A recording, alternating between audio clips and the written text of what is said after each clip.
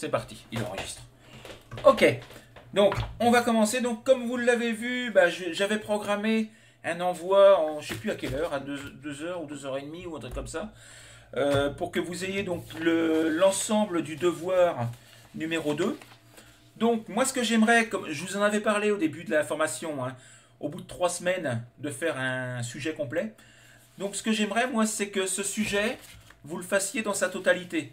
C'est-à-dire que vous fassiez la compréhension écrite, la compréhension orale, l'expression écrite, l'expression orale, mais que vous vous fixiez la durée qui est autorisée. D'accord? Que l'expression orale, vous ne la fassiez pas en 4 heures ou en 5 heures. Que la compréhension écrite, la compréhension orale, je veux dire, vous ne l'écoutiez pas 10 fois. D'accord? Faites-le dans les conditions de l'examen. Je vous fais confiance, n'est-ce pas, Julia? Je vous fais confiance. Et donc, essayez de me le faire correctement. Moi, je corrigerai. Puis, bah, ça nous donnera un petit peu une idée sur ce qu'il faut qu'on travaille plus particulièrement dans la deuxième partie de la formation pour travailler les points peut-être qui sont les plus faibles. D'accord? Donc, franchement, essayez de le faire, de tout faire, de me les envoyer. Bonjour à tous ceux à qui je n'ai pas dit bonjour encore. Donc essayez de me les envoyer pour que moi je puisse les corriger et ça va me donner une idée moi sur ce qu'il faut qu'on travaille en priorité dans la deuxième partie de la formation. Ok? Donc là ce que l'on va faire aujourd'hui, donc oui, Bruno, oui Anna, oui. pour ce week-end, pour la semaine Quand ou vous pouvez, je veux pas vous forcer. Je veux pas vous forcer. Bon, c'est le week-end, je sais pas ce que vous faites. Vous avez une vie de famille, vous avez, c'est normal, hein. Mais essayez, ne mettez pas 15 jours pour le faire, quoi. Ne mettez pas 2 semaines pour le faire. Essayez de le faire d'accord. le plus tôt possible pour vous, le plus tôt possible pour vous. D'accord? Pour que moi je puisse, parce que moi après, bah, vous êtes une quinzaine, il va me falloir du temps pour le corriger après derrière aussi. Donc que je ne mette pas non plus 8 jours pour tout corriger, quoi. Donc plus vous me l'enverrez tôt, plus vous aurez la correction tôt. Et moi, plus ça me permettra de m'adapter un petit peu aux résultats que j'ai obtenus, que vous avez obtenus, et moi m'adapter un petit peu au niveau de la suite de la formation. Ok? Donc ça, c'est la première chose. Deuxième chose, alors, Vena m'a posé une question tout à l'heure par mail par rapport à la lettre ouverte. Elle est un petit peu perdue par rapport à la création de la lettre ouverte. Alors bon, il y en a un qui m'a envoyé. Il m'a précisé, je ne l'ai pas lu encore, hein, mais j'ai vu. Il m'a dit, je n'ai pas fait 800 mots, j'en ai fait que 500. Il était tout fier de me dire qu'il avait fait que 500 mots. Donc, bonsoir, Concia, bonsoir. Donc, il était tout fier de me dire qu'il avait fait que 500 mots. Il a dû faire un effort, hein, il a dû... ça a dû être dur pour ne faire que 500 mots. Hein, Mahesh?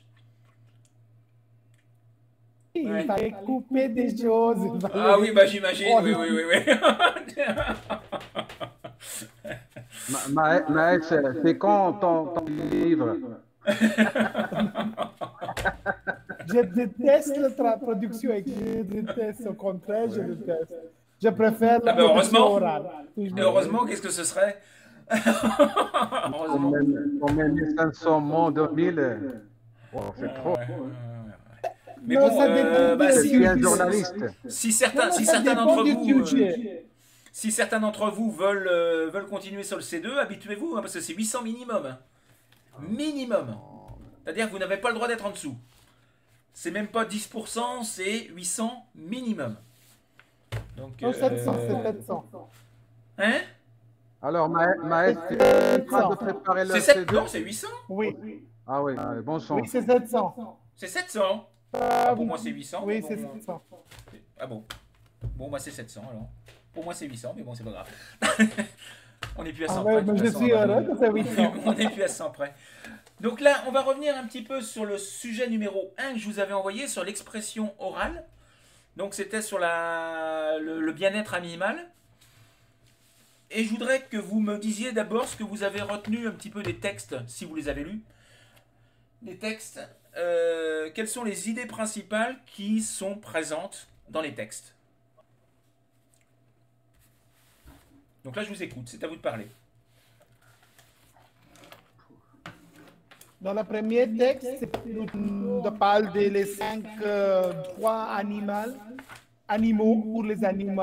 Pour les animaux, oui. Et aussi, on parle de la prise, qu'il y a une prise de conscience croissante de l'homme et pour éviter toute maltraitance envers les animaux. Et de plus, il y a aussi le dispositif juridique. Au lieu de traiter les animaux comme des objets, c'est plutôt envers une protection juridique. Et Ok. Est-ce que tu peux nous rappeler quels sont, enfin, ou quelqu'un d'autre, est-ce que vous pouvez me rappeler quels sont les 5 droits des animaux? Ne pas souffrir de faim ou de soif, tout Oui. d'abord, et accès à l'eau fraîche et au régime alimentaire apte. Et aussi de ne pas souffrir de contraintes physiques. Il ne faut pas les mettre dans les cages, etc. Et aussi, c'était à propos de douleurs et de blessures. Et on parle de le traitement rapide et moins de douleur. Et aussi avoir la liberté d'exprimer de comportements. Et ça veut dire qu'il faut avoir des équipements adéquats pour les animaux. Et la dernière, c'était d'être protégé de la peur et du stress. Alors, ça veut dire les conditions d'élevage. Ok, ok. Alors, Doivent être propres. tous les éléments que tu as annoncés là, ce sont uniquement pour les animaux, on va dire, d'élevage ou également pour les animaux de compagnie?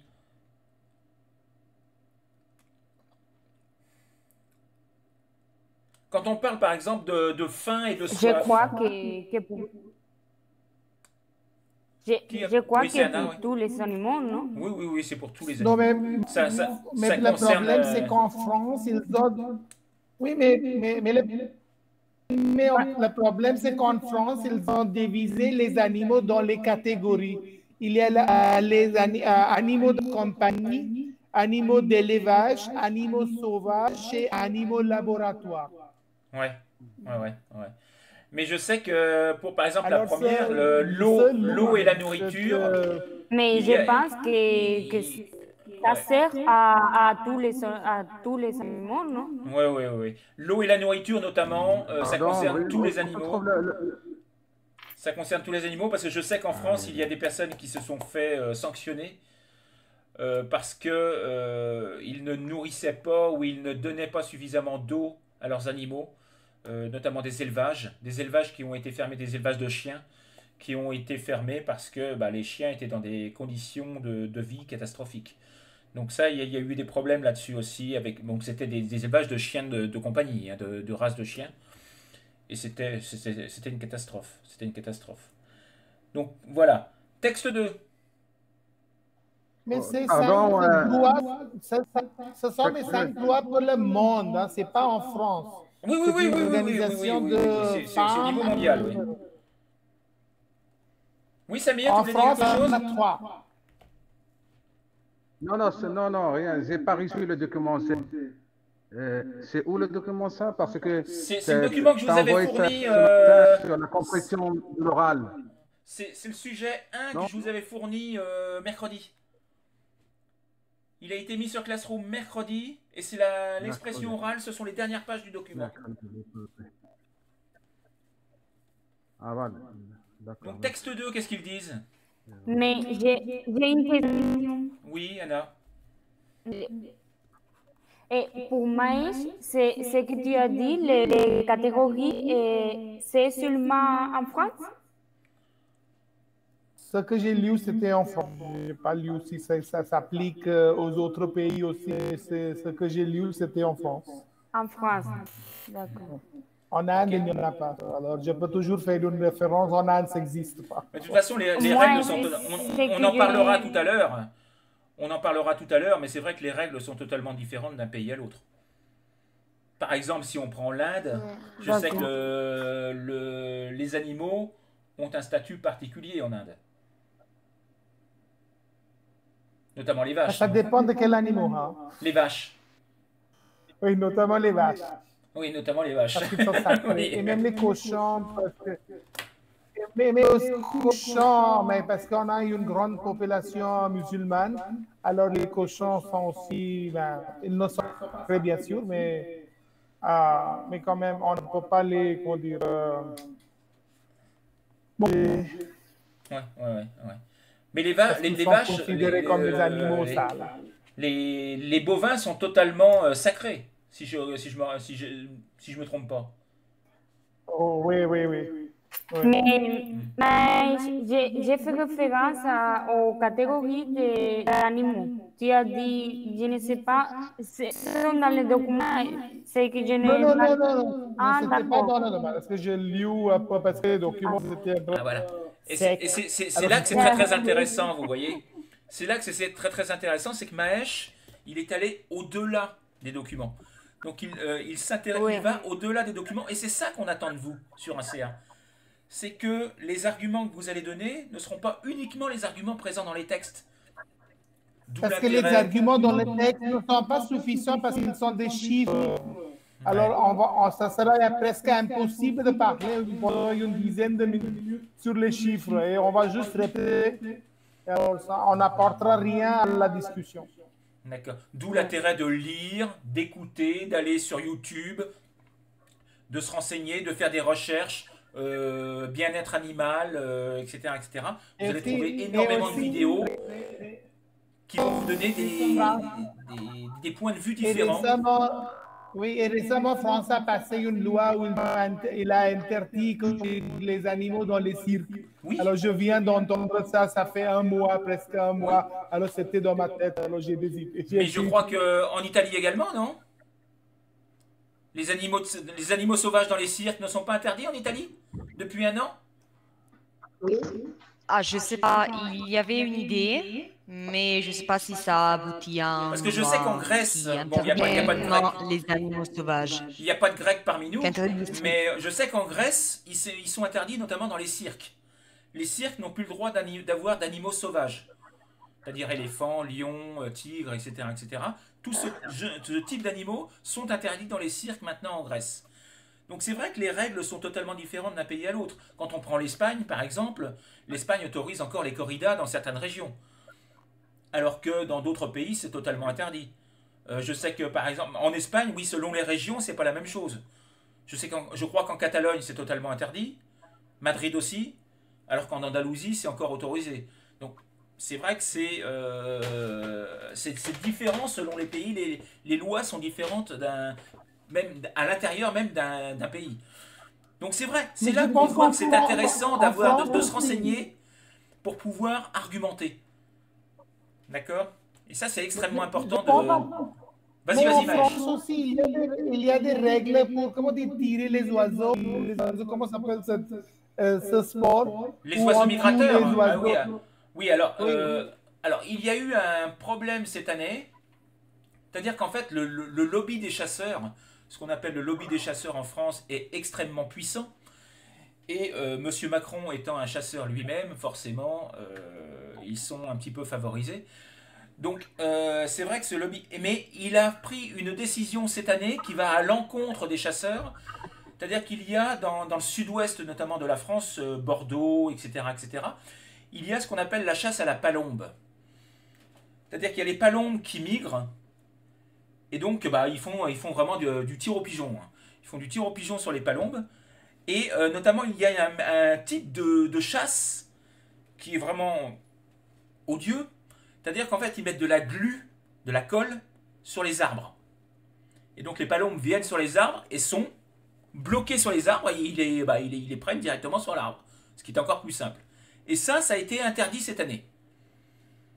Monsieur Macron a pris une décision qui a interdit cette chasse à la palombe, à la glu, ce qu'ils appellent à la glu, cette année. Mais bon, rien ne dit que ce sera encore le cas l'année prochaine. On a un... Bon, peut-être, bon, je sais qu'on en avait parlé avec Mahesh sur un cours particulier, mais je sais plus comment il s'appelle ce groupe là, le L610 ou je sais plus quoi.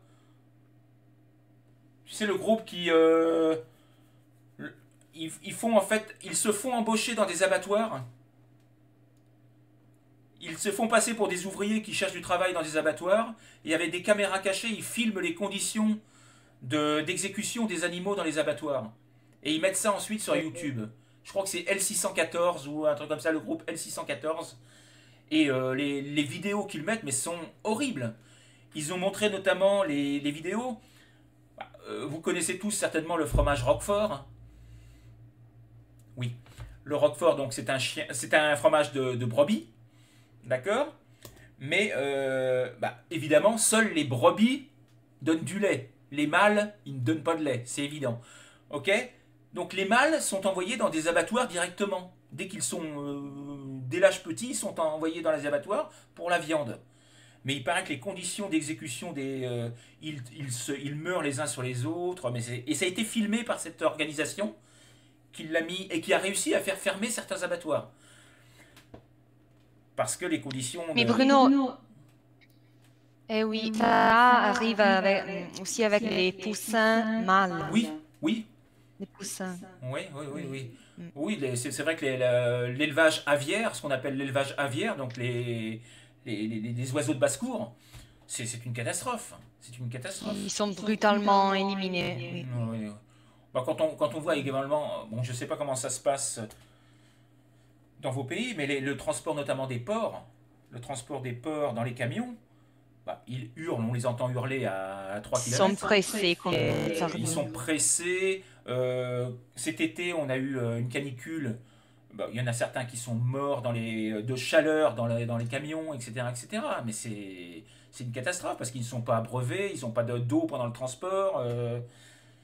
Donc c'est vrai que les conditions animales sont catastrophiques. Et ça, vous voyez, tous ces éléments, tous ces exemples, ce sont des exemples que vous pouvez, si vous les donnez à l'oral, si vous les présentez à l'oral, immédiatement ça vous fait des points supplémentaires. Parce que ce sont des exemples qui ne sont pas dans les textes d'origine, et ça montre que vous avez réfléchi au problème. D'où l'importance, je le répète, de lire, d'écouter, que ce soit la radio, que ce soit YouTube, que ce soit ce que vous voulez, mais lisez, écoutez. D'accord? Mais Bruno, j'ai une question. Oui, vas-y, Gulia. Est-ce que la production de foie gras en France est actuellement interdite? Non. Parce qu'il y avait un débat il y a quelques années, mais je sais pas. Il y a eu un débat avec il s'agit d'une nourriture qui est très consommée.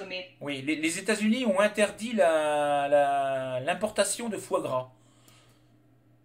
Mais les États-Unis ont interdit plein d'importations. Ils ont également interdit l'importation du Roquefort. Parce que le lait n'est pas cuit. J'y connais rien en Roquefort, en fromage. Mais apparemment, c'est un lait cru.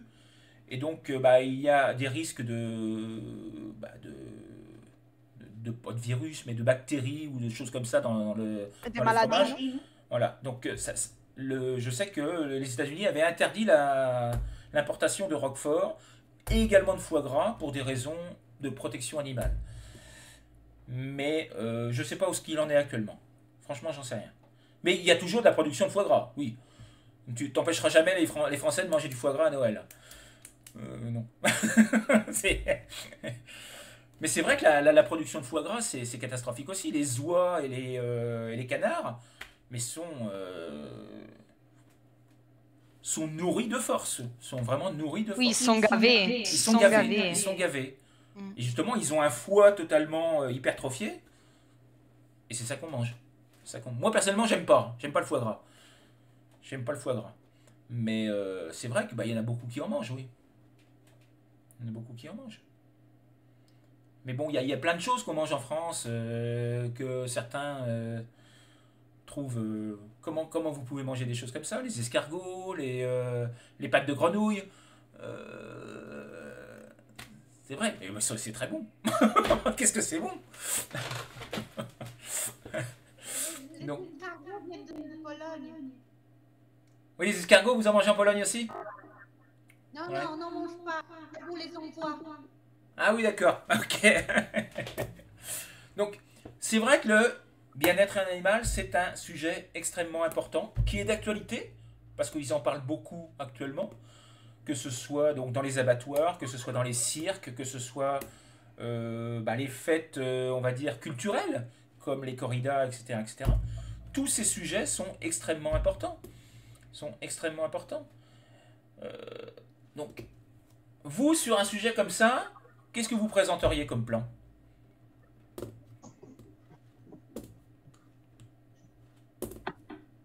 On vous donne ça à l'examen, vous faites quoi? Oh, Euh, la tête d'Andrea.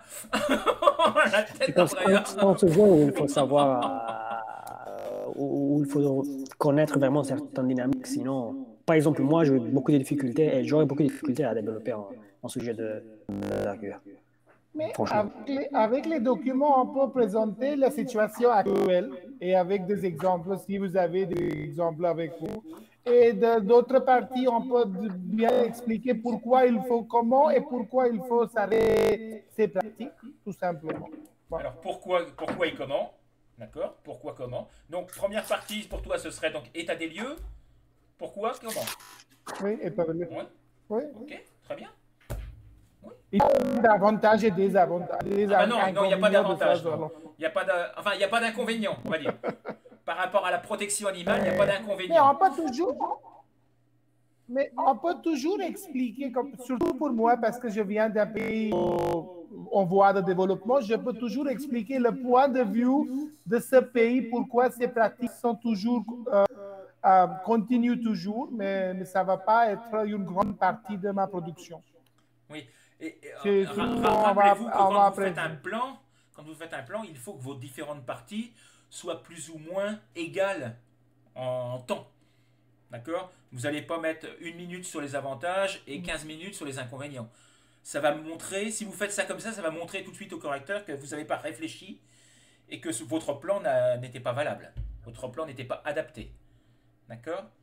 Donc c'est vrai que ce sont des sujets qui sont extrêmement variés, qui sont extrêmement difficiles. Et je le répète, d'où l'intérêt de lire. Et de se documenter surtout, de s'intéresser à tout. Je sais que c'est pas facile, mais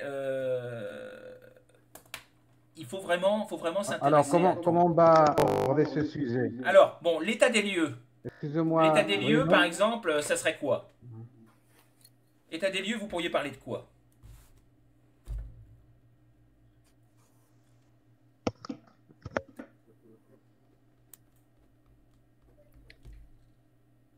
Alors, l'état des lieux, vous pouvez utiliser les données chiffrées qui vous sont fournies dans les textes. Le fait que on se rend compte au fur et à mesure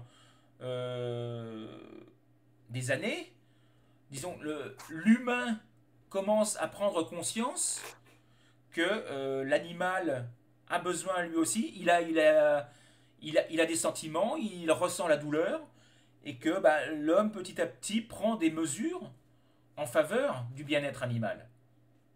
Et là, vous pouvez donner les données chiffrées que vous avez et qui vous permettent de montrer toutes les choses qui évoluent. Ça peut être une première partie.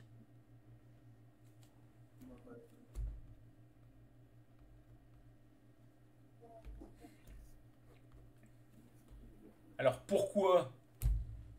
Ou alors... Maëch, il est parti ou pas là? Je le vois plus. Non, non, il est là. Ouais. Ah oui, non, tout le monde n'apparaît pas sur mon écran. Oui, ok. Je suis là. T'as pas trouvé le document, Samir? Non.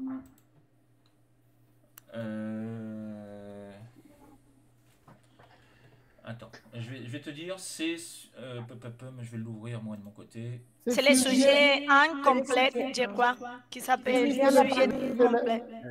Mais quel, le 21 ou... Attends, Oui. Sujet 1. Oui, le 21, mercredi. Oui. C'est ça, Samira. J'ai eu la même doute que toi. Et Bruno l'avait dit, le 26 jusqu'à 29, et c'est là où tu dois y aller directement. Parce que tu trouves plein de pages, c'est difficile à trouver. Le 21, c'est... Voilà, sujet complet le 21, tu as le sujet numéro 1 complet, et c'est de la page 26 à la page 29. D'accord, 26, 29. Merci, d'accord. Alors, oui, donc Mahesh, qu'est-ce que tu aurais fait comme plan, toi? Donc, qu'est-ce que tu aurais mis comme un élément? Parce qu'apparemment, tu es à peu près le seul à avoir travaillé sur le sujet. Donc, on va t'écouter, c'est toi qui vas nous faire le cours aujourd'hui. Par contre, t'as coupé ton micro, on t'entend pas. Mais l'État, est-ce que je peux dire tout ce qui se passe, par exemple, animaux dans les cages et l'élevage intensif pour les raisons économiques et tout ça, pourquoi? Non, c'est plutôt l'État, ça. Ça, c'est plutôt l'État. Oui, ça, c'est plutôt l'État. Et puis, pour faire une liaison entre l'État et pourquoi on peut parler comment je peux dire que la France était assez lente à évoluer leurs lois pour le bien-être des animaux. C'est seulement en 2005, je pense qu'ils ont passé une loi qui était plus sévère, je pense. Et malgré le fait que presque la moitié des Français ont des animaux de compagnie, plus de moitié des Français ont des animaux de compagnie. Et ça, je ne sais pas, mais je fais comme ça, parce que je ne sais pas les chiffres, mais je vois ça dans les rues, alors je pense que c'est vrai. Ouais. Et pour faire la transition, je peux dire,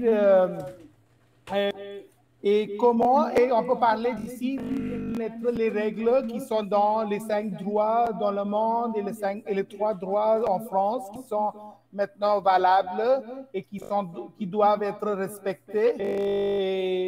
Mais on peut faire pourquoi, et aussi on peut parler des émotions et les sentiments des animaux et qu'ils savent pourquoi. Et puis on peut passer à comment le faire et comment sensibiliser, un programme de sensibilisation et aussi des amendes. L'État et les amendes et aussi peut-être les punitions qui seraient plus sévères. Et il y a aussi d'une association, la Fondation 30 millions d'amis, qui est une association qui bat pour les droits juridiques et animaliers. Ça veut dire qu'il veut, aller plus loin et d'une façon que les animaux aussi ont des droits tels que les hommes. Et alors, est-ce que ce serait possible? Ça doit être la prochaine étape. Alors, ça va être le plan que je vais suivre par conclure. Je vais dire, j'adore les animaux et j'ai une histoire que j'ai 4 chiens, 4 chats chez moi. Mes amis, je vais faire une histoire comme ça et je vais conclure que je sens quand comment les animaux nous aident et tout ça, et je vais terminer avec ça. Alors justement, pardon, tu as parlé de 30 millions d'amis. Je vous conseille d'aller voir sur YouTube la dernière campagne publicitaire de 30 millions d'amis qu'ils ont sortie en 2020. C'est une petite vidéo qui dure 2 minutes. C'est impressionnant comment ils ont fait. Alors, celle de l'année dernière était terrible. J'ai pleuré comme c'est pas possible avec celle de l'année dernière.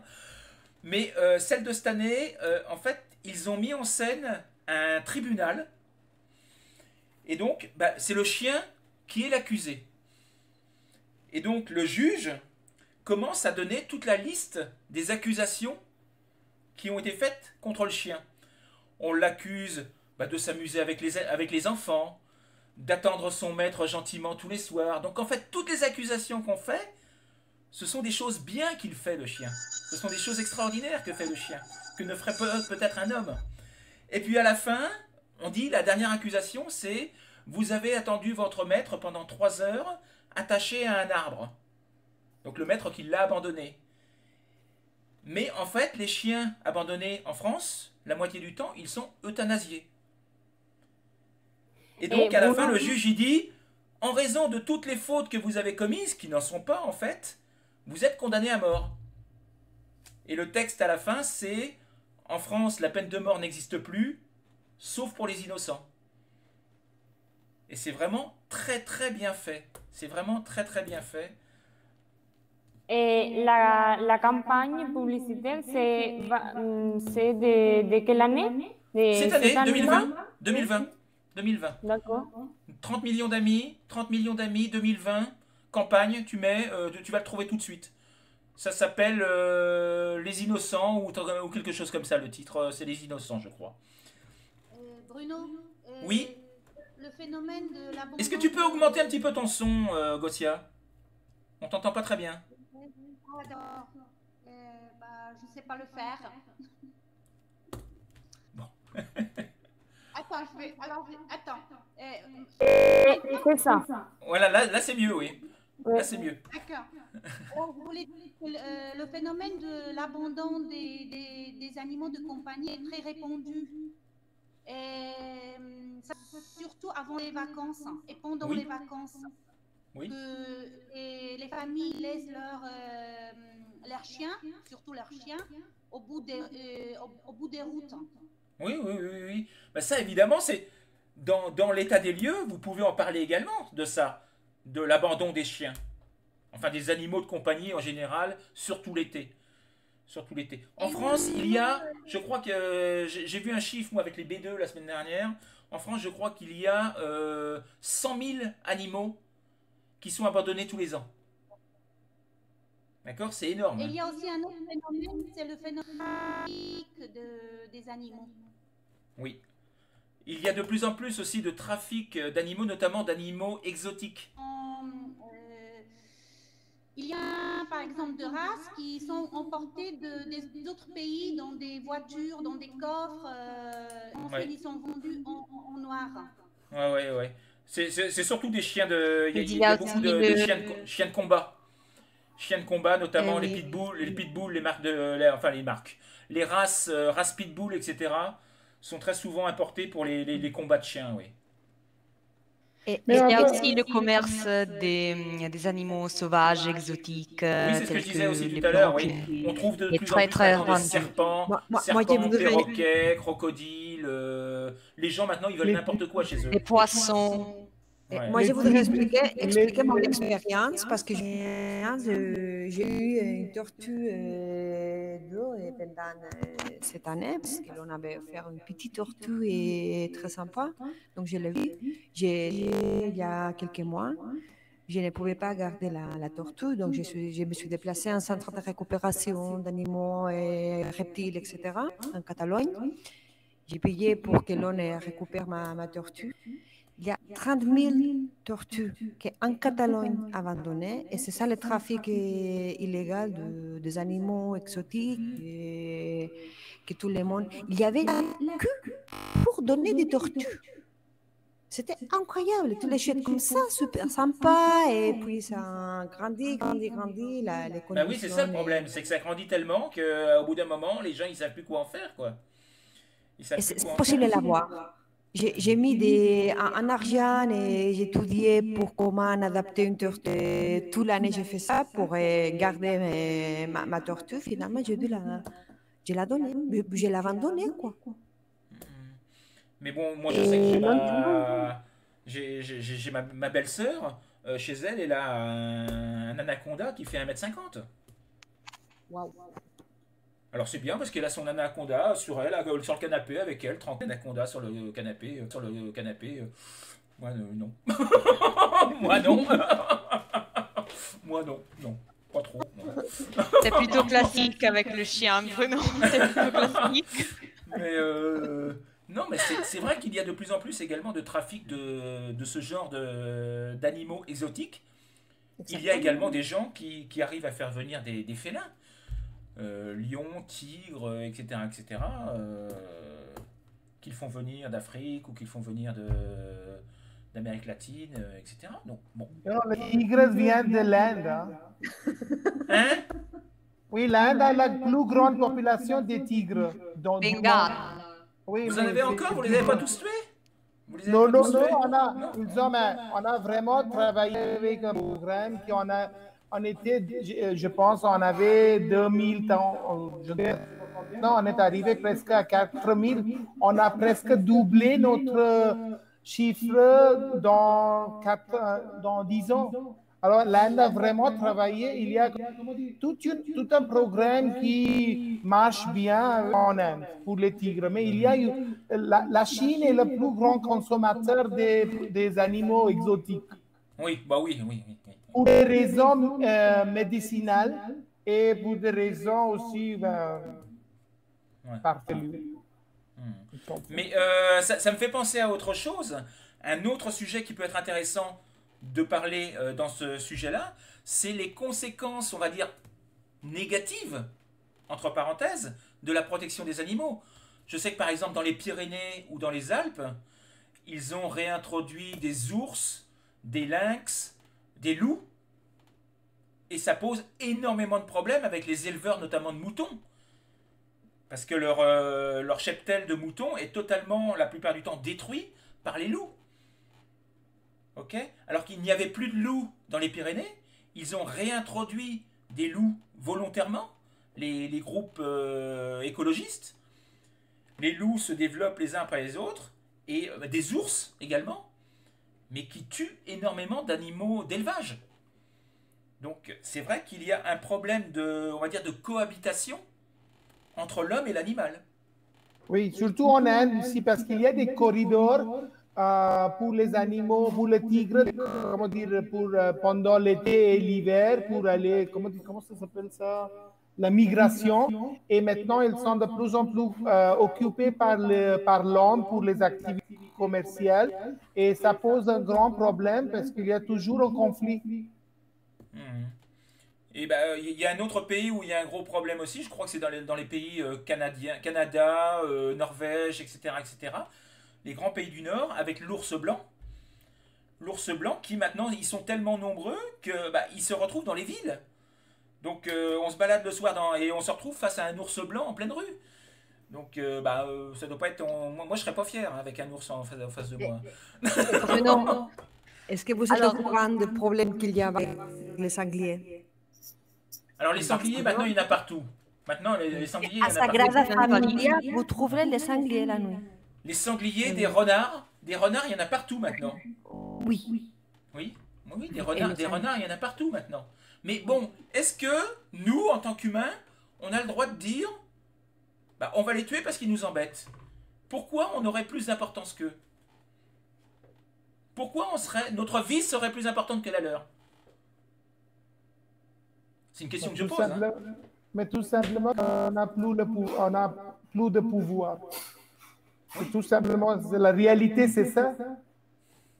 Oui. Mais est-ce que c'est normal? Si on va... Est-ce qu'une vie est plus importante qu'une autre? Est-ce que notre vie est plus importante que la leur? Mais qui décide? Nous? Alors, mais bien sûr, si nous allons décider, nous allons choisir nous-mêmes que notre vie est plus importante. Oui, forcément, oui. Forcément. Donc, vous voyez, ce sont énormément d'éléments différents auxquels vous pouvez penser qu'il faut arriver à intégrer dans un sujet comme celui-là. Les animaux de compagnie, les animaux sauvages, les avantages, les inconvénients, Bruno, selon toi, introduire le sujet de le réchauffement climatique comme un acte de violence pour les animaux serait un autre sujet ou pas? Oui.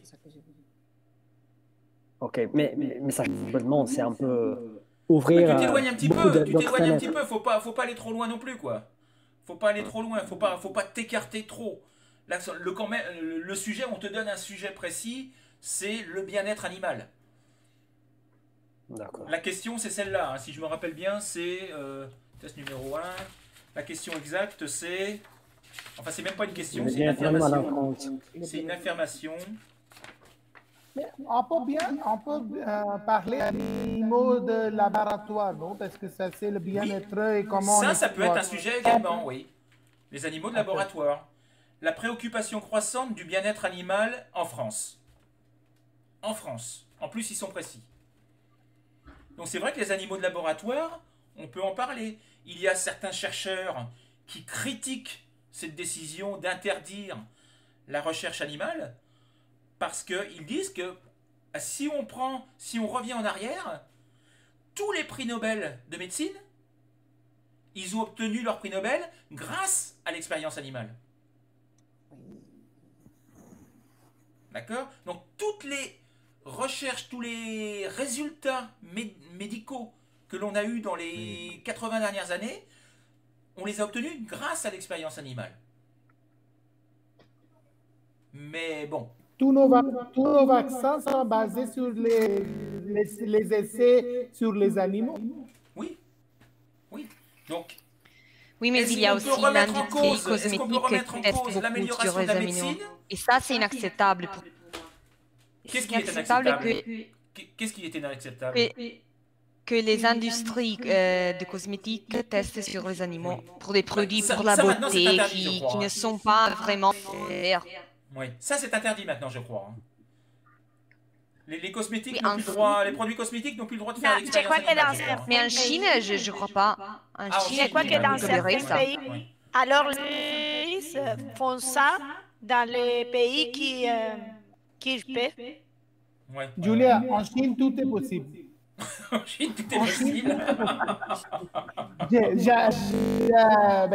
J'ai vécu, j'ai habité à Hong Kong pendant 20 ans, alors tout est possible en Chine. Quand on dit une citation en Chine, on mange tout ce qui marche, tout ce qui vole, c'est tout. Tout est acceptable en Chine.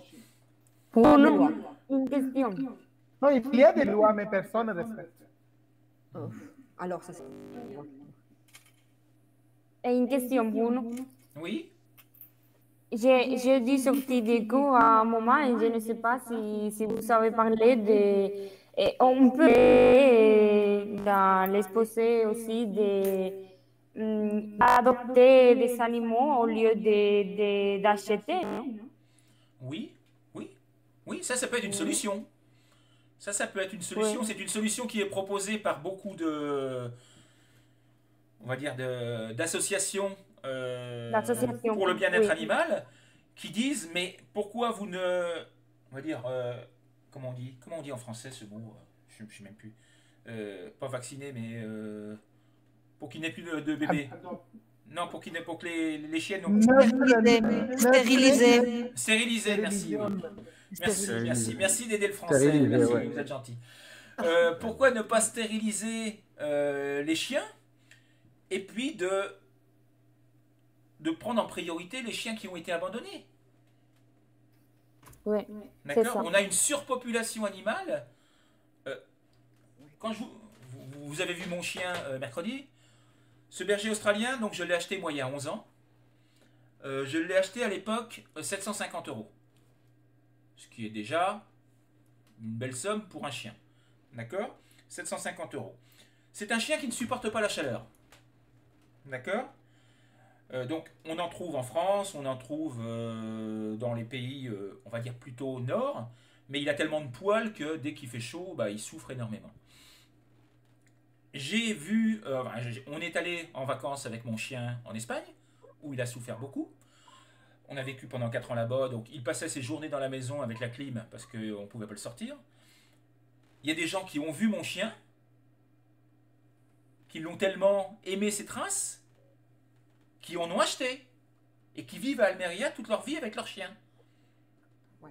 Le chien qui va être malheureux pendant 10 ans ou 12 ans. Je ne suis pas sûr qu'il vive 10 ans dans ces conditions-là, mais les chiens font venir des... Alors les gens font venir des chiens du nord de l'Espagne ou de France, ils font 1000 km pour aller chercher un berger australien et le ramener en Andalousie. Est-ce que c'est normal? Est-ce que c'est logique? Non, c'est pas logique. C'est pas logique. Moi, actuellement, un chien comme le mien, une race comme le mien maintenant, je l'ai acheté il y a 10 ans, 750 €. Pour avoir un chiot berger australien maintenant, c'est entre 1500 et 2000. D'accord? Est-ce que c'est normal de faire un tel trafic sur des chiens? C'est une question qu'on peut se poser aussi, quoi. Ouais. J'ai un voisin, par exemple, qui vient d'acheter un chien et un chihuahua. Un chihuahua, Et oui, il a payé 1000 euros ouais. pour ces chiens. Donc, j'ai dit, c'est incroyable. Non, mais oui, un chihuahua ou oui, les chihuahuas, c'est très très cher. C'est un chien très très cher. Et en plus, ça gueule tout le temps, ça aboie tout le temps. C'est horrible. Ça aboie tout le temps, ces chiens. Mes voisins en avaient deux. Mes voisins en avaient deux, on n'arrivait pas à dormir. Ils aboyaient tout le temps.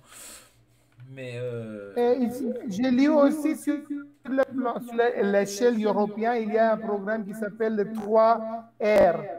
Réduire, remplacer et raffiner à propos de démarches éthiques envers les animaux. Est-ce qu'on peut parler de ça aussi, ce qui se passe en Europe?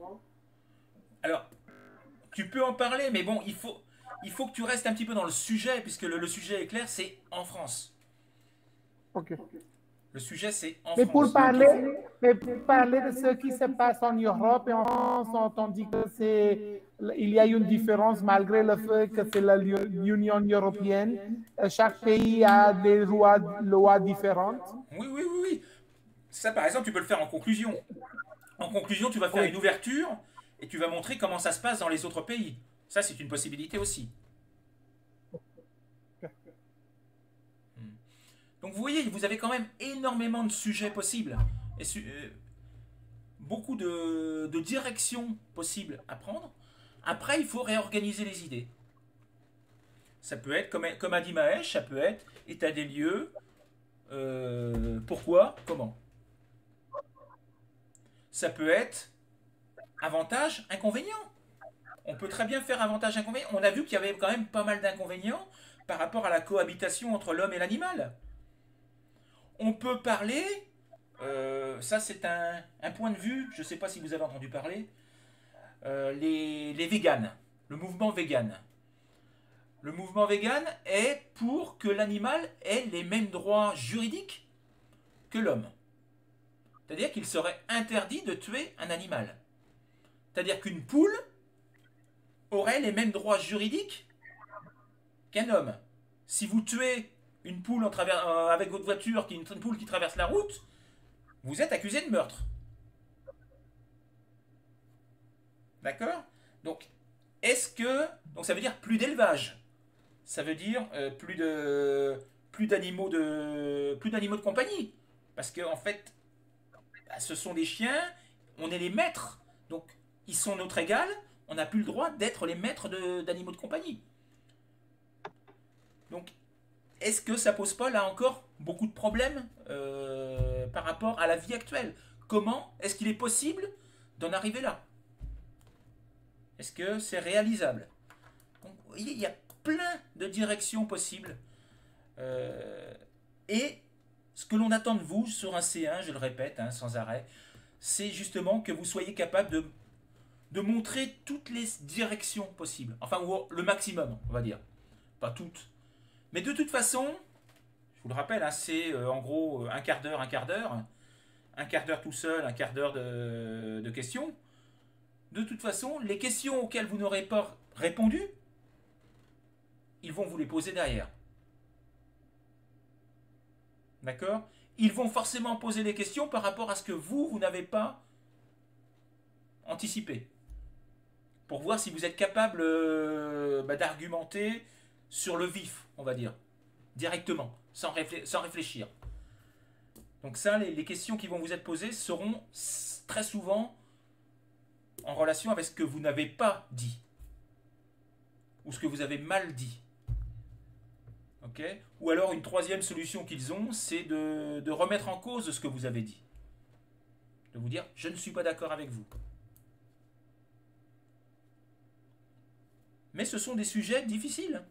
Ce sont des sujets difficiles. Et il faut que vous soyez capable d'en parler tout le temps.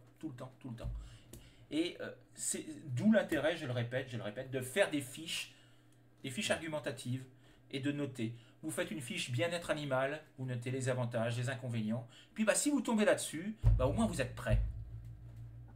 Vous n'avez pas besoin de réfléchir pendant 3/4 d'heure. Oh, comment je vais faire? Vous avez déjà les arguments en tête. Parce que vous avez déjà travaillé dessus. Et c'est ça qu'il faut faire. Si je vous donne, allez, rapidement, transhumanisme. Qui est capable de me parler du transhumanisme? Mais c'est humanisme. C'est quoi le Non. transhumanisme? Voilà, c'est Enfin, embêtant. Je sais même pas la définition, mais moi. Imaginez, je vous donne un sujet sur transhumanisme, vous savez même pas ce que c'est. Vous êtes mal. Et du coup, de l'importance de me renseigner, de chercher les ressources, les documents, les articles et tout ça. Oui, oui. C'est un sacré travail. Je vais vous donner un lien vers une vidéo, une personne qui en parle extrêmement bien, un spécialiste qui en parle extrêmement bien, et vous allez voir ce qu'est le transhumanisme. Alors ça peut être très dangereux, ça peut être extrêmement bénéfique pour l'homme. C'est-à-dire que certains scientifiques, vous voyez, la vidéo que je vous montre, c'est une conférence qu'il a fait dans une université, ou je sais pas où. Et donc, à la fin de sa conférence, et c'est vraiment un spécialiste reconnu mondialement, hein, à la fin de sa conférence, il dit aux élèves ou aux étudiants qui sont dans la salle, certains d'entre vous vivront 1000 ans.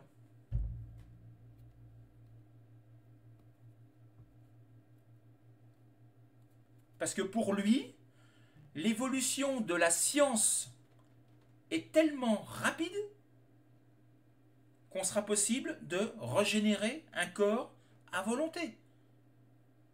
On a le cerveau qui flanche, hop, avec les cellules souches, ce qu'ils appellent les cellules souches, ils vont reconstituer un cerveau personnalisé pour la personne. On perd un cœur, pas de problème, on en refait un. Je sais pas si vous avez vu le film. Comment il s'appelle ce film The Beach. Non. Oh, je sais même plus comment il s'appelle ce film. Je sais plus.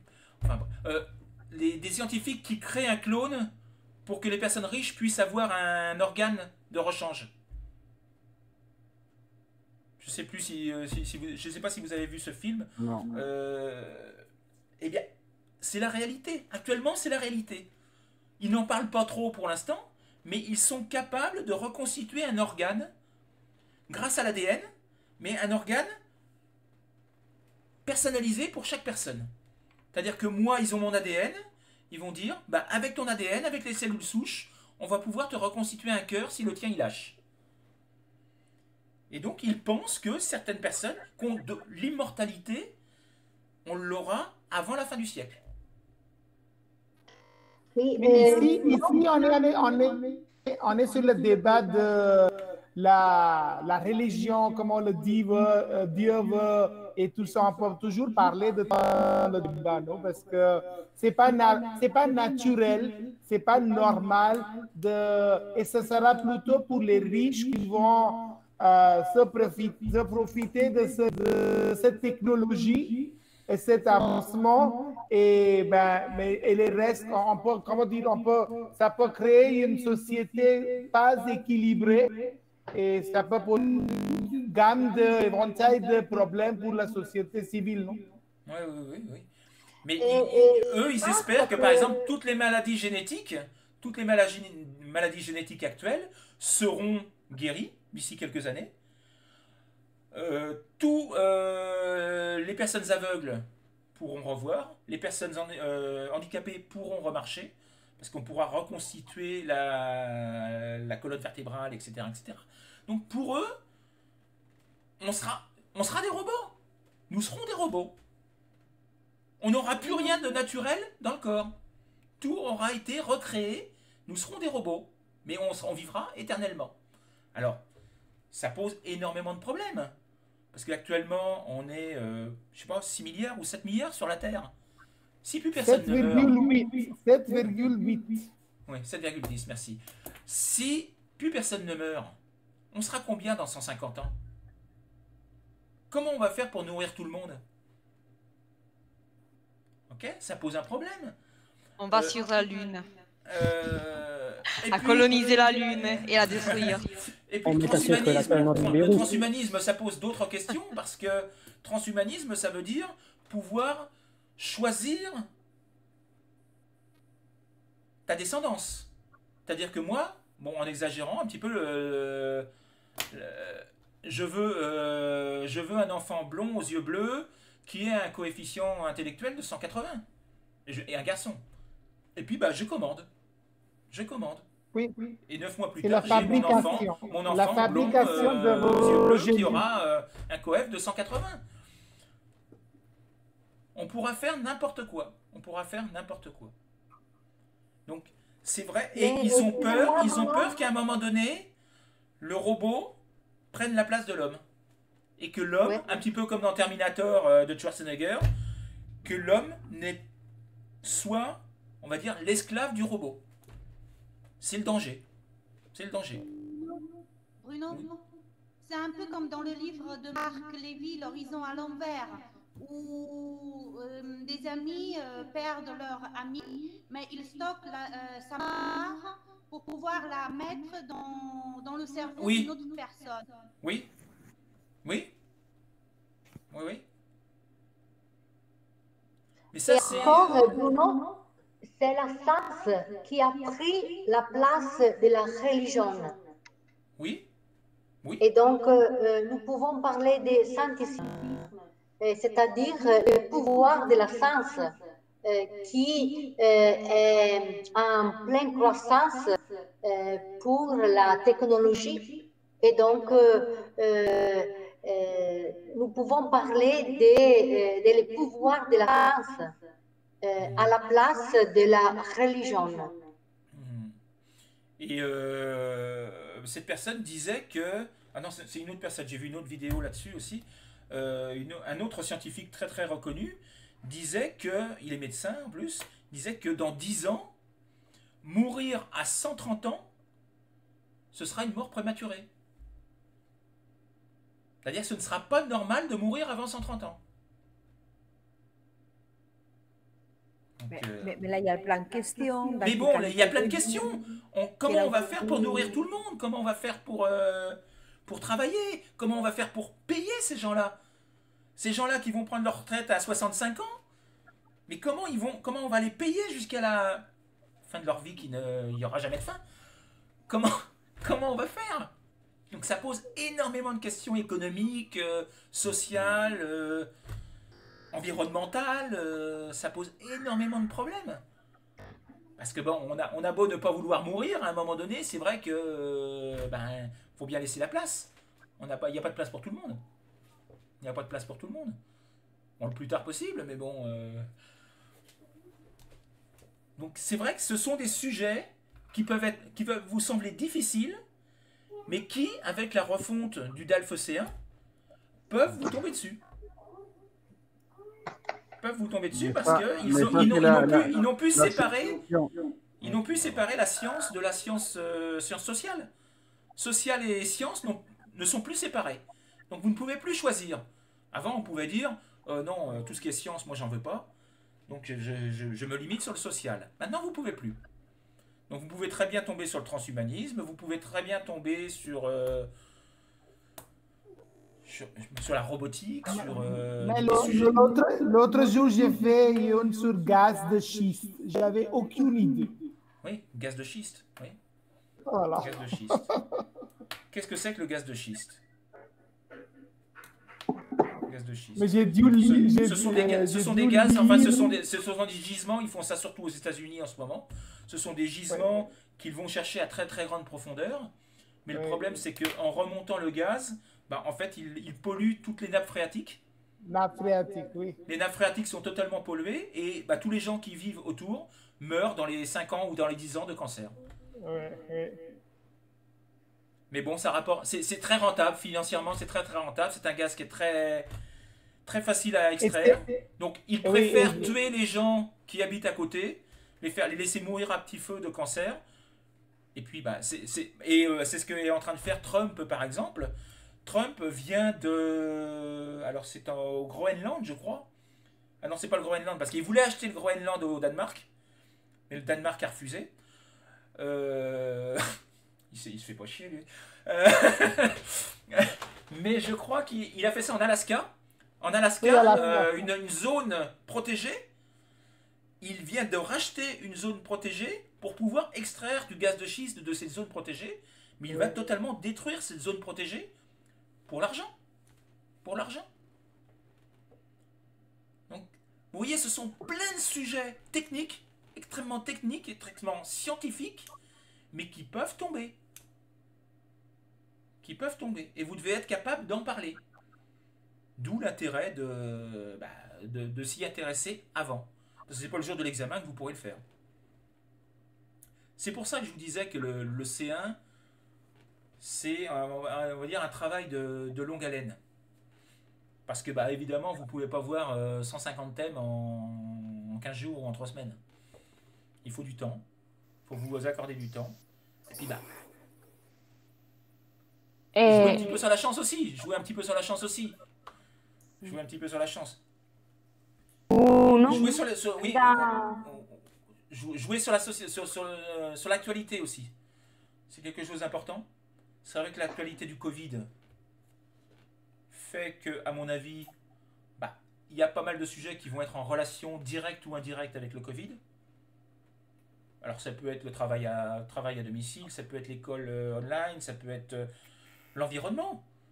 Est-ce que le Covid ne nous a pas permis de voir que en fait, l'homme est en train de détruire la Terre? Parce que quand on ne pouvait plus bouger, la Terre elle revivait. Donc ça peut être un sujet comme celui-là. Il peut y avoir plein de sujets en relation avec le Covid.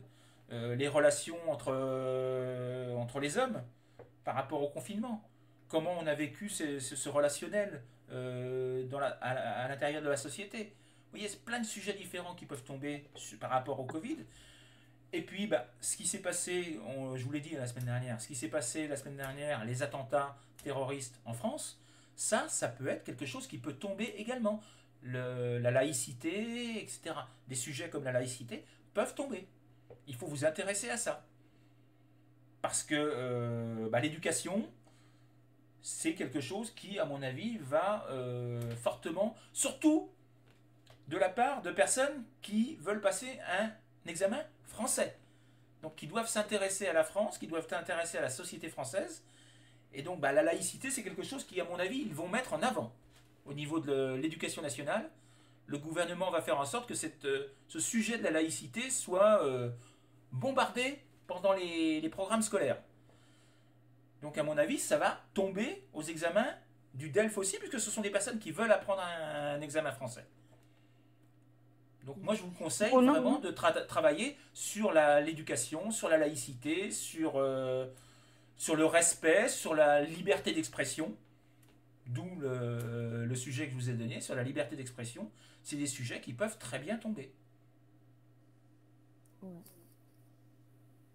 Et dans les DALF, c'est une seule possibilité, n'est-ce pas? Dans le quoi? Oui. Les DALF.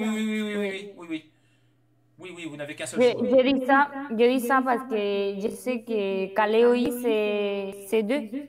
Oui, non, mais là, non, on rêve pas. Non. Non. D'accord.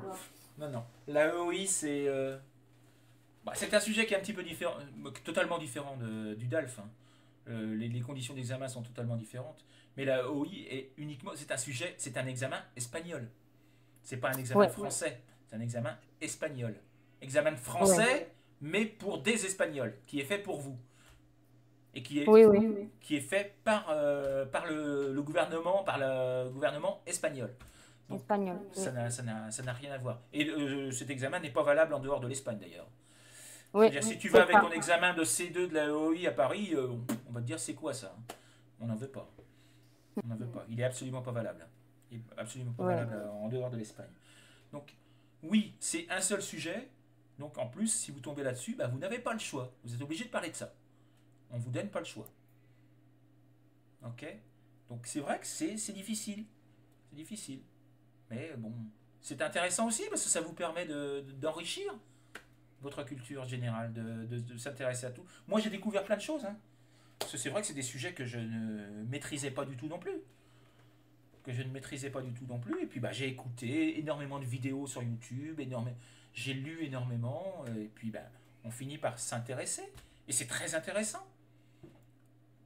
Un sujet qui est dans la liste aussi, c'est l'espace. C'est-à-dire la conquête de l'espace. Allez. Mais l'autre jour, j'ai fait un autre sujet, c'était la quantique. Les ordinateurs quantiques et la technologie quantique. Oh là là, c'était difficile. Moi, j'imagine, oui, j'imagine. Là, tu vois, moi personnellement, ça, je pouvoir à saurais pas en parler. l'imagination. Ça, je Tu saurais pas en imagines parler et non tu plus, fais moi. une théorie. Mais la conquête de Mars, etc., ce sont des sujets qui peuvent tomber. C'est dans la liste. Conquête de Mars. Avantages, inconvénients. Pourquoi aller sur Mars? Pourquoi s'embêter à aller si loin? Est-ce que ça a réellement un intérêt? Est-ce que ça a un intérêt de dépenser des milliards pour la conquête de l'espace? Comment déjà détruit la Terre, maintenant il faut trouver une autre planète pour détruire, non? C'est tout Je simplement crois parce que serait mieux de chercher des solutions pour sauver la nôtre? aider la Terre, Sauver la plus nôtre? que d'aller dehors pour détruire une autre planète. Mais bon, c'est un autre sujet, mais est-ce que tu penses réellement qu'ils veulent, que les gouvernements veulent sauver la Terre? Donc, il y a derrière des intérêts économiques qui sont trop forts. Ouais. L'argent est beaucoup Et donc, plus important. ça c'est le problème, Ils ne voient pas. l'argent. Des gens comme Trump, comme Poutine, etc., ou comme, je ne sais plus comment il s'appelle en Chine, eux, ils ne voient pas dans 2-3 générations. Ils voient la génération actuelle. On veut être les plus puissants. On veut être les plus riches. Peu importe les Tous les solutions problèmes pour y qu'il y parvenir. a sur la Terre sont à cause de l'argent. Mais Oui, tout, bien sûr. environnemental, tous les problèmes sont que les Ah bah, de toute politiques façon, tous les veulent problèmes de l'argent actuels sont pour eux. liés à l'argent, oui. Évidemment. Maria, je dirais que c'est les problèmes à cause de l'homme. Oui. On passe ce désir infini, désir infini. On veut, et cela est le problème, la racine de tous nos problèmes. On appelle ça convoitise. La convoitise. On n'a jamais, C'est-à-dire, assez. la société du profit. Et donc, pour les profits, nous pouvons tout. Oui. Oui, et donc c'est la société du profit que c'est la société moderne qui, dans la société moderne aujourd'hui, les profits, c'est les raisons pour lesquelles nous pouvons faire tout. Mais bon, il y a tellement de sujets, Ouais. C'est vrai que... Moi, c'est vrai que bon, dans le petit bouquin que j'ai fait, là, il y a 60 sujets, mais en fait, on pourrait en faire 200 ou 300. On pourrait en faire 200 ou 300. Je sais plus où c'est que je l'ai mis. Je peux vous l'envoyer. De toute façon, vous pouvez le trouver sur un autre site. Je sais pas si vous connaissez ce site-là. Kosia, c'est comment son nom? Ton livre? Le site du prof français au Vietnam, là. Ah, français commun. Français commun. Oui. Vous cherchez sur Internet français commun, liste sujet C1. Sujet C1, DALF C1, sujet. Vous allez voir, il vous fournit toute la liste des sujets. D'accord? Et alors les sujets par thème et les sous-sujets, on va dire. Les sous-sujets. Il est en train de préparer notre guide. Mais ça va sortir l'année prochaine, Gosia. Ça va sortir dans... Ouais. Donc, c'est vrai que bon, sa liste est vraiment très intéressante. Mais il y a énormément de thèmes possibles. Mais même le livre mais ton livre, c'est assez exhaustif quand même. Hein? Donc c'est vrai que c'est extrêmement difficile. Bruno? Extrêmement difficile. Alors, je voulais parler Bruno, d'autres. Tu peux l'écrire sur les messages. Les messages? J'ai pas entendu, Laetitia. Oui, tu peux l'écrire, les titres de ton livre. Mon livre à moi? Sur les messages. Mais mon livre à moi, de toute façon, il n'est pas en vente sur, sur Amazon ou sur quoi que ce soit. Hein. Mon livre à moi, il est uniquement sous format PDF. C'est 60 fiches 60 fiches. Je sais même plus comment je l'appelais. 60 fiches. Je sais même plus. Je sais même plus quel titre j'ai donné à mon livre. 60 fiches argumentatives. 60 fiches argumentatives. Tu as donné les fiches argumentatives. Ouais. Voilà. Mais l'autre, c'est. Le site dont je vous parle, c'est. Français commun, c'est ça, hein? Gossia, c'est Français commun le titre, hein?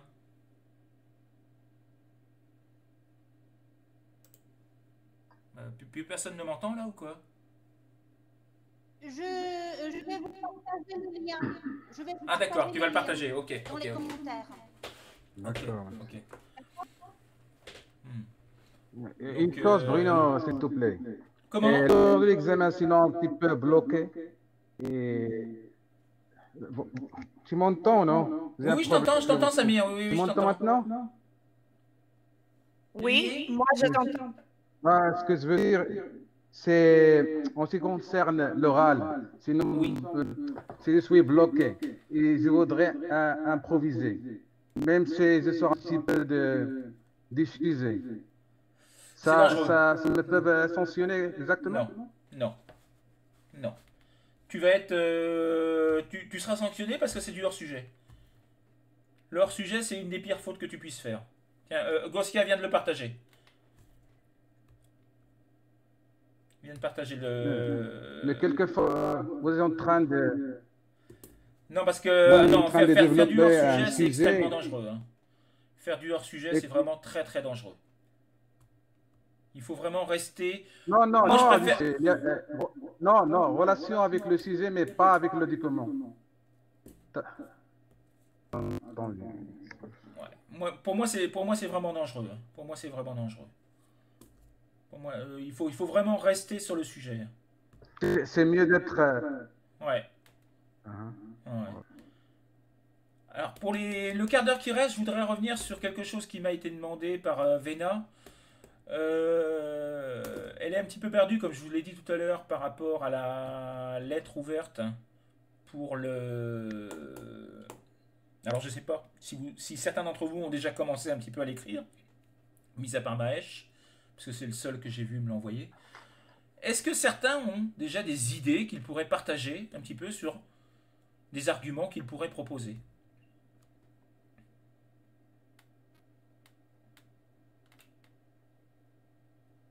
Waouh. Mais après, le sujet.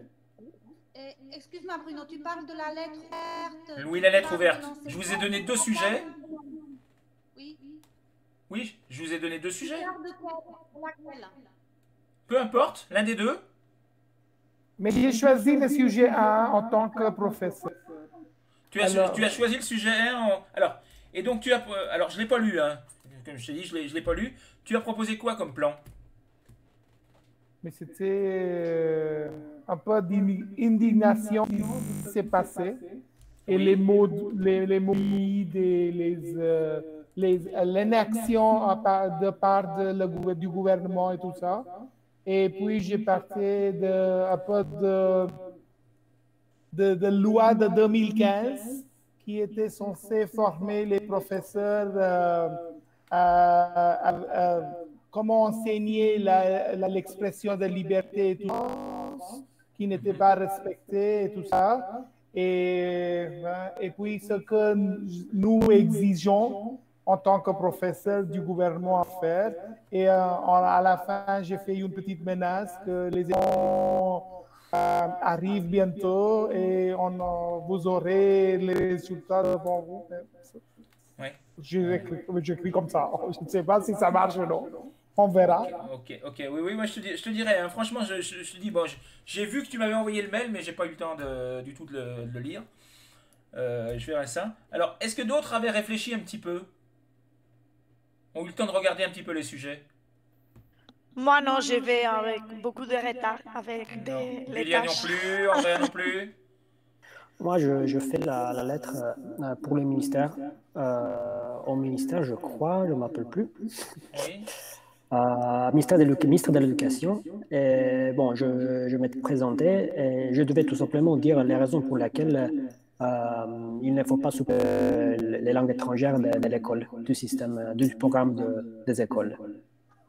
Et donc, je m'étais présenté, je vais essayer de mettre en évidence l'importance de connaître plusieurs langues étrangères pour le travail, mais aussi parce qu'il est important pour être compétitif dans le monde du travail, par exemple, des choses comme ça. J'avais essayé j'avais demandé au ministre de revenir sur ses décisions, sur ses plans, parce que cela aurait été dangereux pour notre génération future. Parce que les autres pays quand même gagné du fait que leur programme serait beaucoup plus développé, articulé sur plusieurs langues, alors que dans ces cas, c'est la diminution de la connaissance des langues et donc la difficulté d'être compétitif sur le marché du travail, par exemple. Ok. D'autres personnes, non? Avez des idées un petit peu? Gosia, tu avais travaillé un petit peu dessus ou pas? Oui, j'ai travaillé un tout petit peu et puis j'ai juste commencé.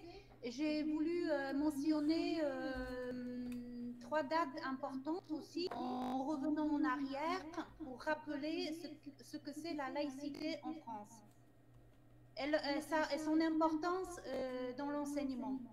D'accord. Et tu as utilisé quoi comme date? 1885?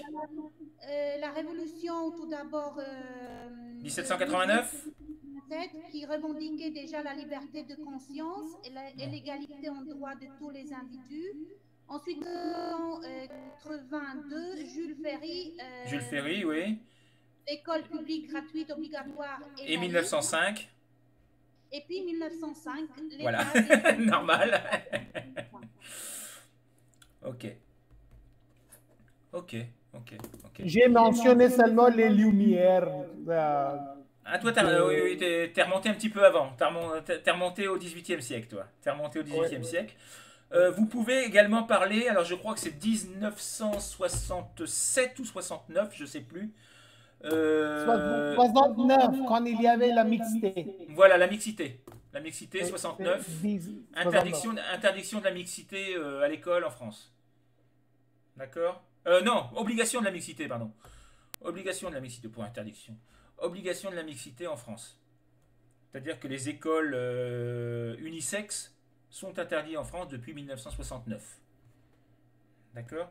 Donc ça, ce sont des choses, des dates que vous pouvez rappeler tout à fait pour argumenter et pour montrer. Mais il faut toujours proposer des solutions.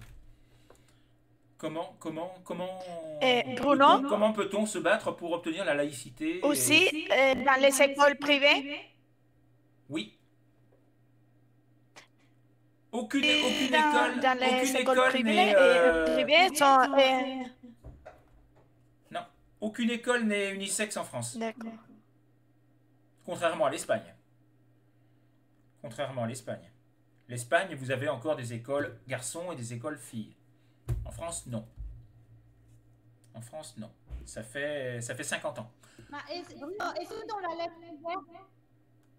que dans la lettre ouverte, il faut se présenter en quelque sorte? Je suis professeur ou quelque chose comme ça, ou bien on doit le faire en temps? Alors, ça dépend. Dans l'énoncé, c'est mis clairement si vous écrivez au nom d'un groupe ou au nom d'un... Là, on vous dit, je crois, vous écrivez au nom de tous les professeurs ou je ne sais plus quoi.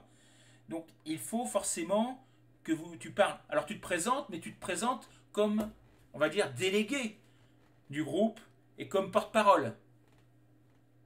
D'accord? Mais bon, bien entendu, il faut parler de toi un petit peu, oui. Il faut parler de toi un petit peu et de ce que représente pour toi la laïcité. Ou en tout cas pour les personnes que tu représentes. Ok? Mais bon, c'est vrai que l'idée des dates, là, bon, les Lumières pour Mahesh, alors les siècles de Lumière, hein, pour ceux qui ne connaissent pas, siècle des Lumières, c'est 18e siècle en France.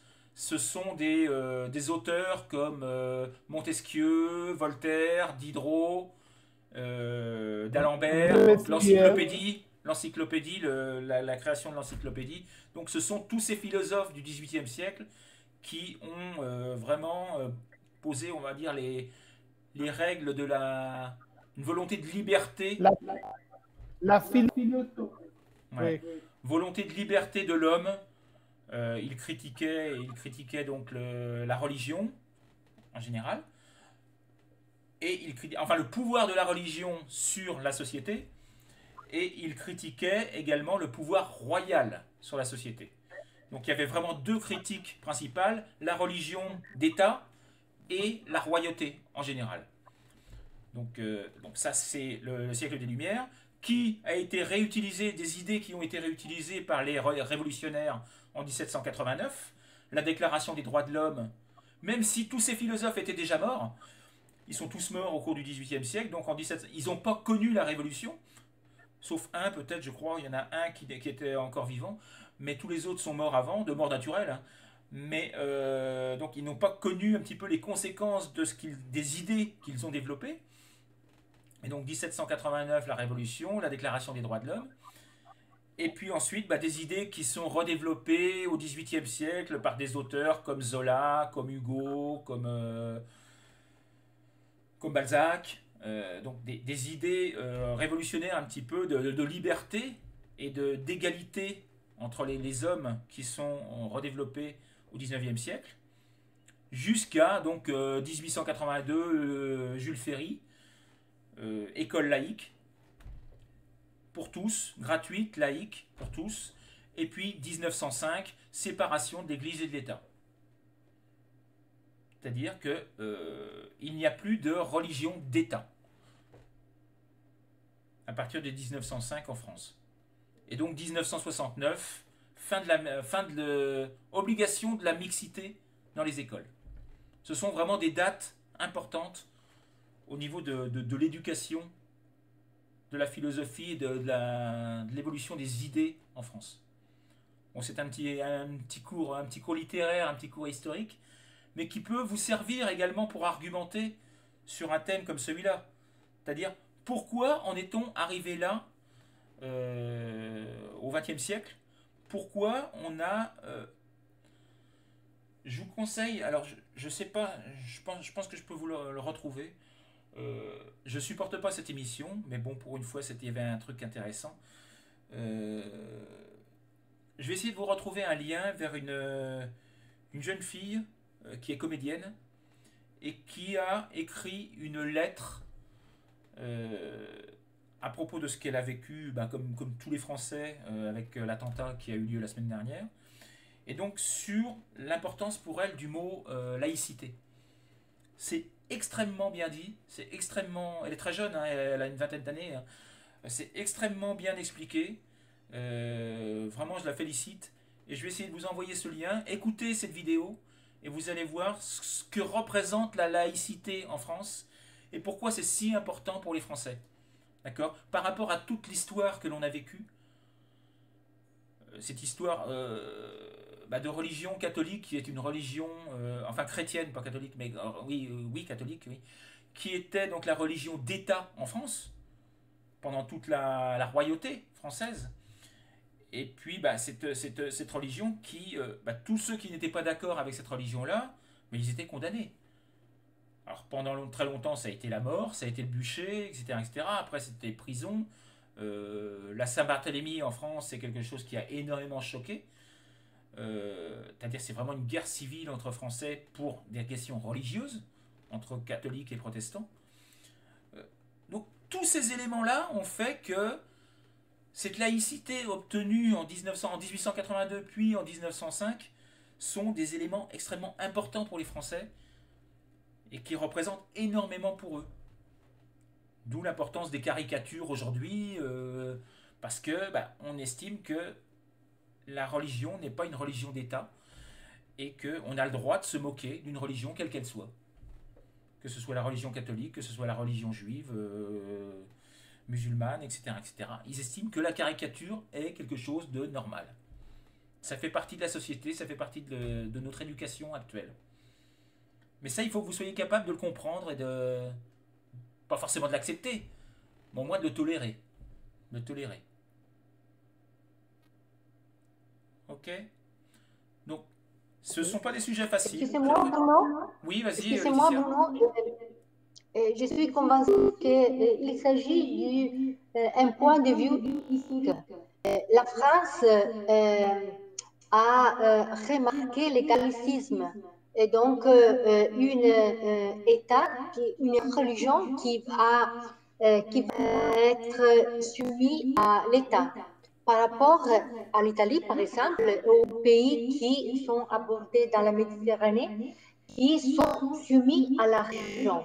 Et donc, c'est pour ça que les caricatures qui pour nous semblent très cruelles sont légales dans la France.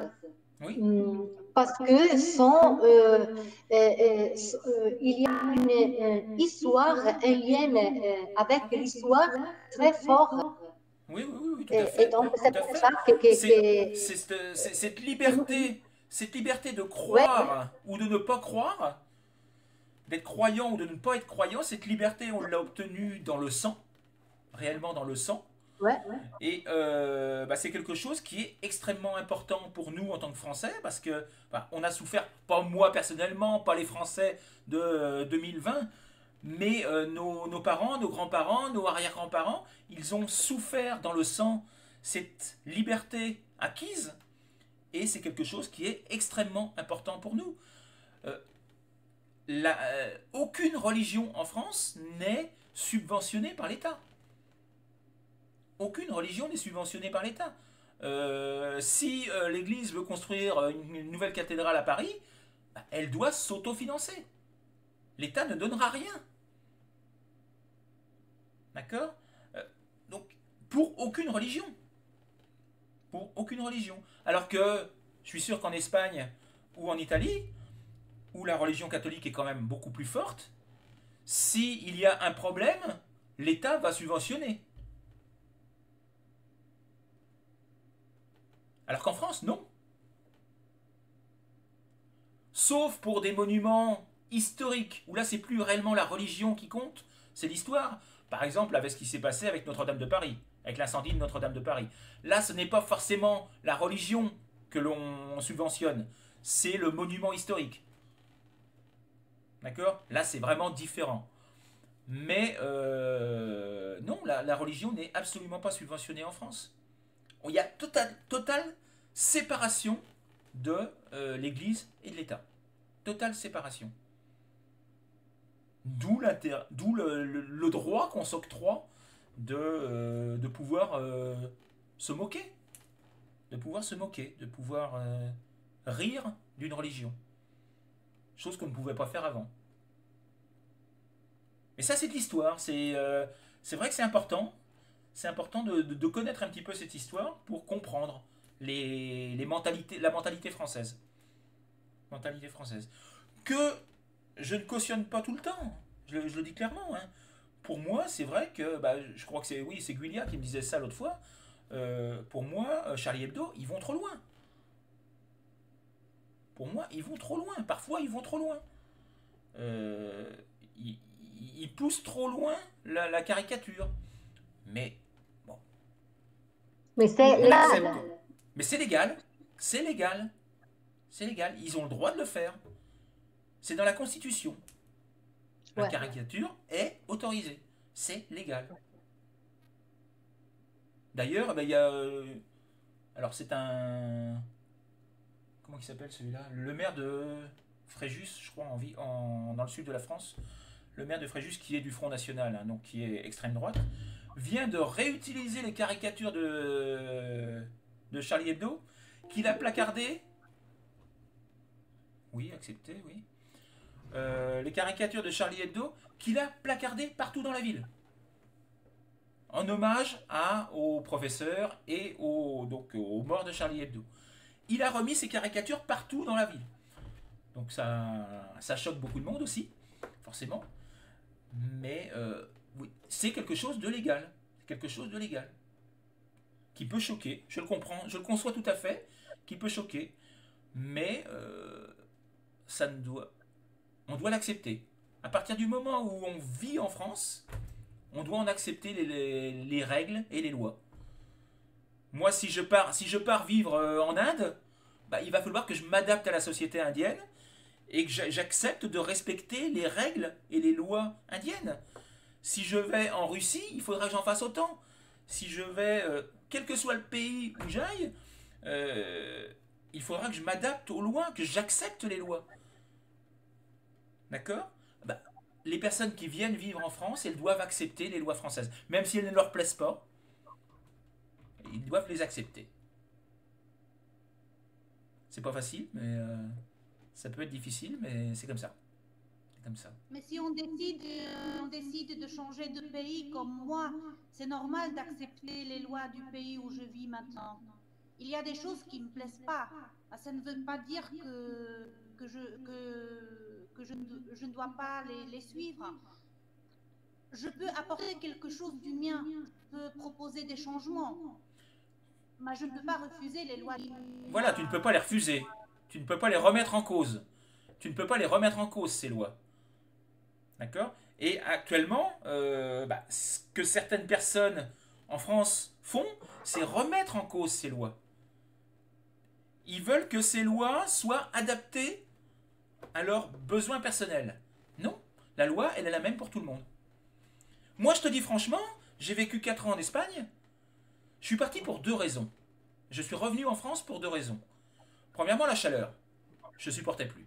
Franchement, la chaleur d'Almeria, je ne supportais plus la chaleur d'Almeria. J'en pouvais plus. J'ai cru que j'allais mourir. Deuxièmement, la mentalité. Je voyais l'évolution politique de l'Andalousie, et notamment d'Almeria, la montée des extrémismes, la montée de l'extrémisme, du racisme, etc., etc. J'ai dit non, je ne veux pas vivre dans un pays comme ça. Et je suis parti. J'aurais pu faire le choix de dire m'adapte. Non, j'ai pas voulu. J'ai pas voulu m'adapter. Parce que y a des choses que j'ai vues, que j'ai entendues, je me suis dit non, je suis pas à ma place. Je suis pas à ma place.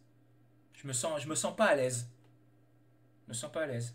C'est un pays magnifique, c'est un pays superbe, il y a des gens qui sont extraordinaires. Mais il y a une montée de l'intégrisme qui fait que du racisme, de l'antisémitisme, de l'homophobie, qui font que non, moi je peux pas vivre dans. Je me sens pas en sécurité. Je me sentais pas en sécurité à la fin. Je ne me sentais plus en sécurité. En tant qu'étranger, je ne me sentais plus en sécurité. Donc non, je préfère retourner en France. Puis en plus, la Bretagne me manquait aussi. Un troisième, la verdure de la Bretagne me manquait. Mais la pluie. Vous pouvez pas savoir ce que j'aime la pluie maintenant. C'est fou. Avant, je détestais la pluie. Maintenant, je l'adore. La drache. Maintenant, j'adore la pluie. Quand il pleut, il pleut. Moi, c'est la neige qui me manque. Comment? La neige? Moi, c'est la neige. Oui, la neige ici, on n'en a pas non plus. Maintenant, et avec le réchauffement climatique, on n'en a pas non plus ici. Donc, ça change rien maintenant pour moi. Mais c'est vrai que Almeria, mais il m'est arrivé, entre le mois de mars et le mois d'octobre, mais de ne pas voir une goutte de pluie. Pas une goutte. Pendant 8 mois. Mais c'est horrible. C'est horrible. C'est horrible. Mais non. C'est un pays. Oh, c'est super. Hein? Ça dépend de moi, la pluie, mais quand je suis en vacances, que ce n'est pas un problème. Mais quand tu dois aller au travail, c'est bien. Mais quand il pleut, c'est beaucoup. Hein? Ah bah oui, Et aussi, n'est pas préparé. Les roues ne sont pas préparées. Ils se font des inondations dans les roues. Mais tu ne peux pas passer avec la voiture. Mais c'est ça qui est 4 étonnant. fois, mais... J'ai rigolé avec ça. Parce que bon, c'est vraiment une chose que j'ai vue en Espagne, que j'ai vue à Almeria. Quelquefois, il y a un gros orage, donc il pleut. Mais les gens, par exemple, les gens qui vont emmener leurs enfants à l'école, mais c'est la folie, les voitures se garent, mais devant la porte de l'école pour pas que les enfants reçoivent une goutte d'eau, comme s'ils allaient fondre sous la pluie. D'accord? Mais ils ont une peur de la pluie à Almeria, mais c'est incroyable. Ils ne supportent la pluie. Les gens ne sortent pas. Les gens ne... Ah, il pleut, je ne vais pas, je vais pas travailler, il pleut.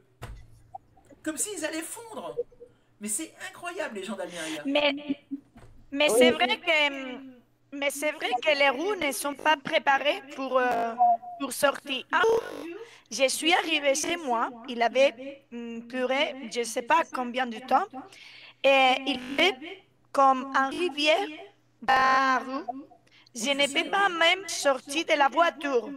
J'ai dû prendre mes filles pour l'élever. Mais après, je ne sais pas, 1 heure après, je suis sortie encore pour aller amener mes filles au foot.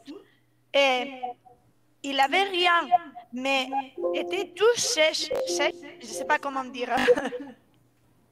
C'était pas, n'était pas mouillé ça, c'est dans Almeria, ça, 1 c'est heure. Almeria. Ça, Il c'est est Almeria. en rivière et après était sèche. Hein? Oui, ça c'est Almeria. Il pleut pendant 1 heure et puis 1 heure après, bah, c'est sec comme s'il n'avait jamais plu. Quoi. Oui, bah, ça c'est normal, c'est Almeria ça. Ok. Donc voilà un petit peu ce qui est important que vous sachiez sur la laïcité. Il fallait que vous connaissiez un petit peu cette histoire de France et les étapes par lesquelles les Français, le peuple français est passé au cours des 200 dernières années pour comprendre pourquoi c'est si important pour les Français la laïcité. D'accord? Donc, d'où l'intérêt Bruno, encore pardon. de se renseigner, de s'intéresser à la culture française. Bruno, Oui? la semaine prochaine, ça va 1 heure la Ah oui, cour c'est va vrai, il y a le passer changement d'heure, oui. 1 heure plus tard. Non? Oui? Oui, toi, ça va être très tard pour toi, oui. Ah oui, c'est vrai, oui. Ça va, alors, je vais commencer à 10h30, à 22h30. Comment? L'heure va changer des Oui, cours? on change d'heure ce week-end. On change d'heure ce week-end. On passe en heure d'hiver ce week-end. Ah, Et là- d'accord. Ouais, Mais je en croyais Inde, il ne change je pas. donc croyais qu'il lisait les actuellement, le cours. cours, actuellement, le D'accord. cours pour lui, c'est de 9h30 du soir à 11h. Mais à partir de la semaine prochaine, ce sera de 10h30 à minuit. Mahesh, tu vas faire un sacrifice pour Bruno. Oh, mais je vais Voilà. te rassurer, Mais non. Mahesh, tu es inscrit pour le C2 déjà du mois de novembre. Oui, alors, Je te rassure, oui. il y a dans le groupe une jeune fille Non, qui non, est de Tokyo. Il y a une jeune fille qui est de Tokyo. Pour elle, ce sera de 1h du matin à 2h30. Oui, c'est encore. Et le problème, c'est que Julien, je me réveille à 4h du matin. Alors, si je vais pendant 4h, Mon pauvre, mon pauvre. Ok. Bon, je vous laisse. Bonne soirée, bon week-end. la semaine. Essayez de me faire Oui. donc, le sujet Bon complet, le week-end. sujet 2 complet. Le sujet 2 complet. Et puis, cette lettre ouverte si vous avez le temps. Mais plus en priorité, le sujet complet, le sujet numéro 2 complet. Pour que je puisse le corriger et vous donner une note. Bon week-end. Au Bon revoir. week-end. Bon week-end. Bon week-end.